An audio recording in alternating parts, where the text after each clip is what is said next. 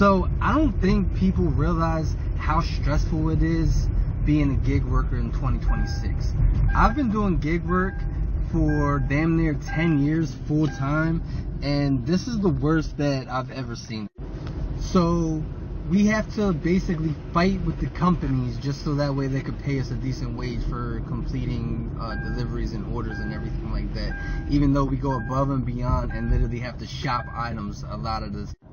We also have to fight with customers because they don't understand what we do and like the type of work that we do, and there's a lot of people out there that think it's completely acceptable to not tip, which tips are not, they're misclassified as tips. They're actually a bid for service, i.e. the driver payment. But anyways, back on topic, there's a lot of people that are out there that think it's completely acceptable to not have to tip or pay your driver for completing a luxury service such as grocery shopping a 100-item grocery order and delivering it to your front door. We also have to compete with and fight with other drivers who are not your friends. They're basically competition because orders are getting sent out all at the same time, and their orders are extremely scarce nowadays in 2026. So you basically have to fight other drivers and other drivers that are using bots and other apps that snatch orders away from you. So it's not a fair playing field for us that do things ethically and have been doing it for a long time. So you basically have to fight for orders. It's literally like a war field out here, every man for himself when it comes to trying to get orders. And they're so hard to come by to where you have to either accept lowball orders or not pay your bills for the week. And then on top of that, we have to deal with high miles, high items, and low pay when it comes to orders, which is extremely frustrating, especially when you know your worth and you know the type of quality service and customer service that you bring, and then you still have to take these high miles, high items with low pay orders, or you just don't get paid. On top of that, we have rising gas prices that are almost $4 a gallon in some locations, $5 a gallon in locations. So if you're taking these high mile orders that are going extremely far and you're paying $5 per gallon in gas, and you're burning 1 or 2 gallons to drop off and to come back on these high mile orders, then you're essentially spending $10 just for that order. So if you're making only $10 for the order, it evens out. You're not making any profit. You're doing the work for free. You're not getting paid for it. And then on top of that, we got maintenance expenses. We're in a high tax bracket. We got to pay taxes.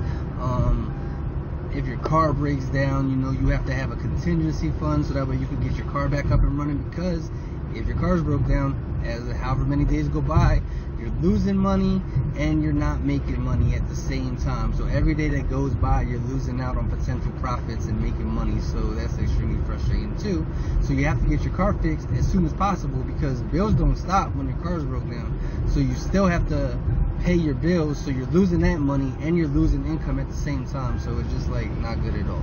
And then on top of that, you also have to have your contingency fund for if your vehicle breaks down, you have to be able to buy your vehicle, a new vehicle, and that goes into the same thing as your maintenance expenses, because if your vehicle breaks down, every day that goes by, you're losing money. So compare that with having to fight drivers, the company not wanting to pay you, they want to pay you less and less so that they can put more billions in their pockets, and customers not wanting to pay for these luxury services. The shit is so stressful. And like, before you say, oh, you chose the job, some of us don't have the luxury or the privilege to be able to work a 9 to 5, which is why I've been doing this for so long. Some of us, that's a luxury and a privilege to be able to work a 9 to 5, man, to work a regular job. I know, because I've been working and busting my ass since I was 14 years old, and I enjoy doing this. But you shouldn't say because somebody's getting paid less, or they're not getting paid at all, or people think it's not acceptable to not pay them, your main argument shouldn't be, well, you picked that job.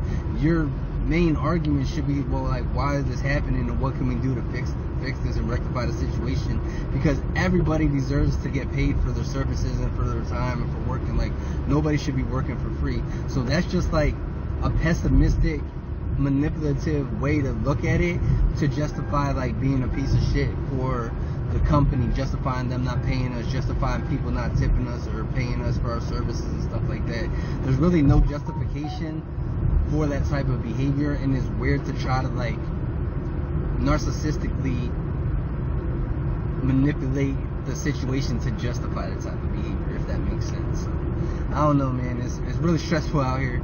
So I don't know. Is anybody else having issues like this in their zones, or how long have y'all been doing it?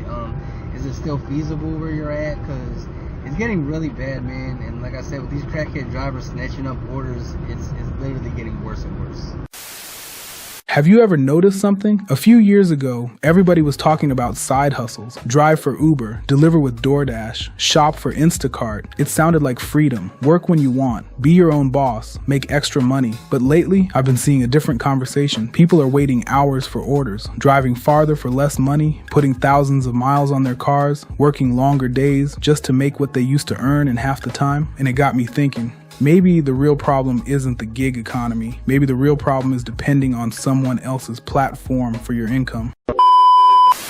Don't get me wrong. For some people, gig work can still be useful. If you need temporary income or you're trying to bridge a financial gap, it can absolutely serve a purpose. But here's the question I started asking myself. What happens when the app changes? What happens when more drivers sign up? What happens when demand slows down? What happens when an algorithm decides you're getting fewer opportunities? When someone else controls the platform, they also control the opportunity. That's a tough position to build your future around. As I got older, I realized something. I wasn't looking for another job. I wasn't looking for another app. I wasn't even looking for another hustle. I was looking for ownership. Ownership of my time, ownership of my skills, ownership of my customers, ownership of my future. Because skills stay with you. Platforms don't. Companies change, markets change, technology changes. But once you learn how to solve real problems, nobody can take that knowledge away. That's why I've become a big believer in investing in yourself before chasing the next opportunity. Learn marketing, learn sales, learn AI, learn software, learn content creation, learn copywriting, learn how businesses actually attract customers. Those are skills you can take anywhere. And once you develop those skills, something interesting happens. You stop asking, what app should I work for? You start asking, what problem can I solve? That question changes everything. Think about it. Every successful business exists because it solves a problem. Someone helps businesses get customers. Someone builds websites. Someone creates software. Someone manages advertising. Someone writes content. Someone designs graphics. Someone teaches, someone consults, someone helps people relocate, someone builds direct mail campaigns. The money follows the value, not the other way around. That's the path I'm personally taking. I'm building software, I'm creating content, I'm writing blogs, I'm learning AI, I'm documenting different business models, I'm testing marketing strategies, and yes, one of those business models is direct mail, not because I believe it's a magic solution, but because I believe it's another legitimate skill and business model worth learning and testing. I'm documenting the process as I go so people can see what's working, what I'm learning, and the adjustments I'm making along the way.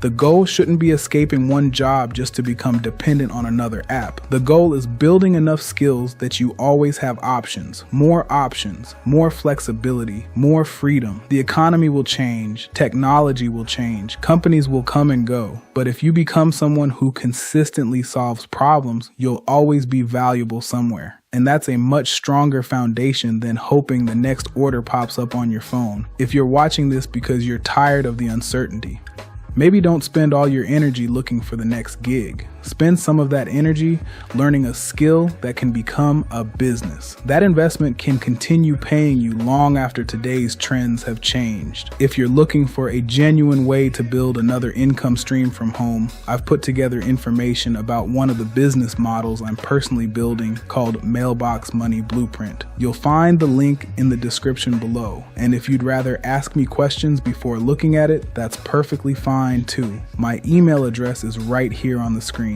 Whether you decide it's for you or not, my goal is simply to share what I'm learning, document the journey honestly, and hopefully help you discover more options for yourself. If that sounds like the kind of content you're interested in, subscribe, follow the journey, and I'll see you in the next video.